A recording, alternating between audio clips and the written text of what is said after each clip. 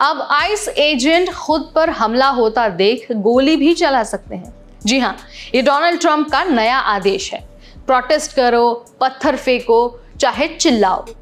अगर आप ऐसा करते हैं तो जेल तो आप जाएंगे ही और साथ ही साथ गोली भी खा सकते हैं। ट्रंप ने टोटल ऑथराइजेशन दे दिया है फेडरल एजेंट्स को और कह दिया है कि अगर आपको कोई रोकता है तो आप ताकत से रिस्पॉन्स दे सकते हैं।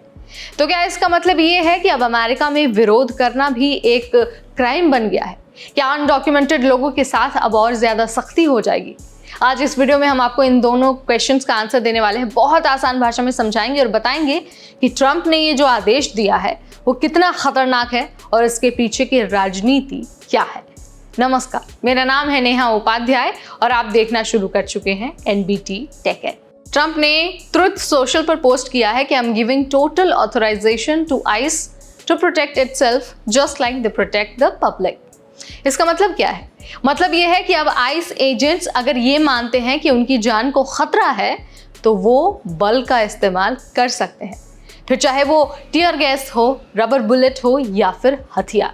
ट्रंप ने आगे लिखा कि अरेस्ट द स्लिम बॉल्स, यानी कि जो प्रोटेस्टर्स हैं उनको सीधा गिरफ्तार करने का आदेश।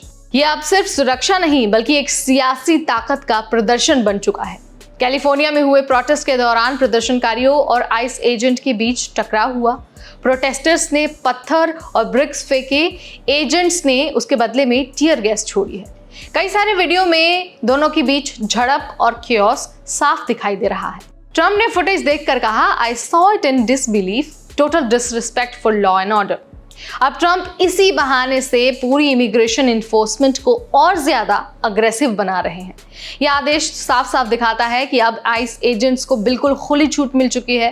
प्रोटेस्ट अगर चल रहा हो, लोग अगर नारे लगा रहे हो और एजेंट को अगर ये लगने लगे कि भाई खतरा है तो आइस एजेंट्स एक्शन ले सकते हैं और ट्रंप ने उन्हें खुद ये पावर दी है।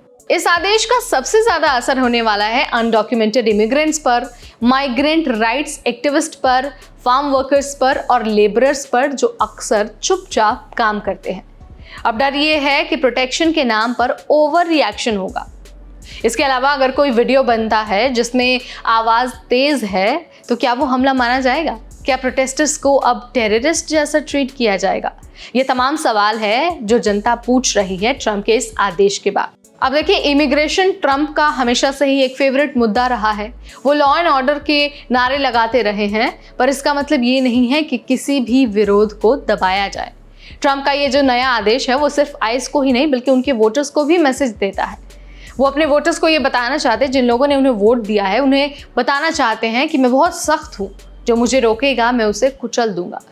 यानी कि ये एक तरह से ना पॉलिटिकल थिएटर है, लेकिन जो लोग ग्राउंड पर हैं उनके लिए रियलिटी बन जाता है।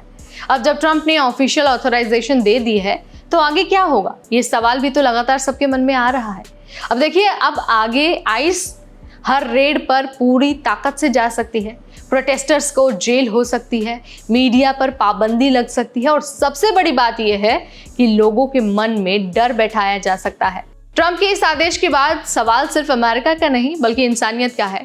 सवाल यह है कि क्या कानून की रक्षा के नाम पर डेमोक्रेसी को दबाया जा सकता है? क्या विरोध अब क्राइम बन गया है?